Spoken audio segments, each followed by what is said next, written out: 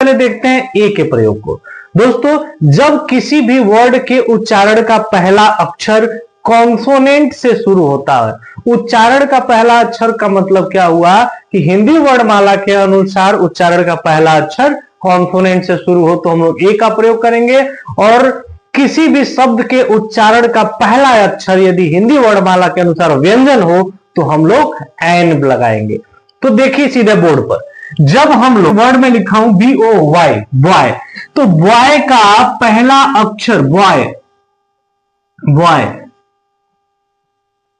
यहां पर मैं एक वर्ड लिखा हूं बॉय, तो बॉय का पहला अक्षर क्या है? ब, आधा ब है। तो ये जो ब है वह क्या है? हिंदी वर्णमाला के अनुसार कॉन्सोनेंट है, इसलिए यहां पे क्या प्रयोग करेंगे?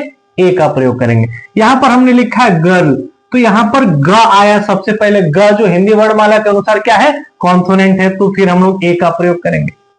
यहां पर क्या है? पेन, पेन में क्या आया? उच्चारण का पहला अक्षर प, तो हम लोग क्या प्रयोग करेंगे? ए। ठीक इसी तरीके से यहां पर यू लिखा है, यह इंग्लिश वर्णमाला के अनुसार, इंग्लिश अल्फाबेट के अनुसार यह क्या है?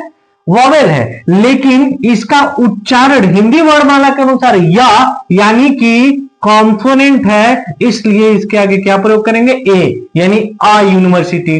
तो a boy, a girl, a pen, a university, a teacher, a dog, a school, a mango, a European country.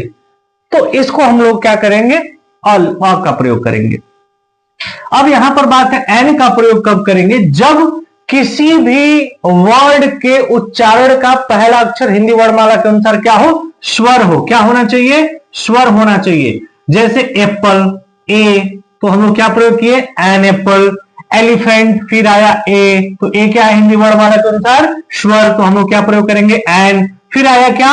Orange, तो आ आया, तो आ क्या है हिंदी वर्णमाला के अनुसार? हिंदी वर्णमाला के अनुसार वॉवेल, तो हम लोग क्या प्रयोग करेंगे? N orange. यहां पे एच से शुरू हो रहा है आवर, बट इसका जो उच्चारण है क्या है? आवर, आ से शुरू होता है, इसलिए इसको क्या लिखेंगे हम लोग? An hour. यहां पे an honest man, an MLA, यहां पे एम भले है लेकिन इस एम को लिखते ऐसे है, सबसे पहले ए आता है, और ए क्या है? हिंदी वर्णमाला में स्वर है, यानी कि वॉवेल है, इसलिए an MLA। An SBI officer, an x-ray, an FIR। तो दोस्तों ये रहा ए और एन का प्रयोग कब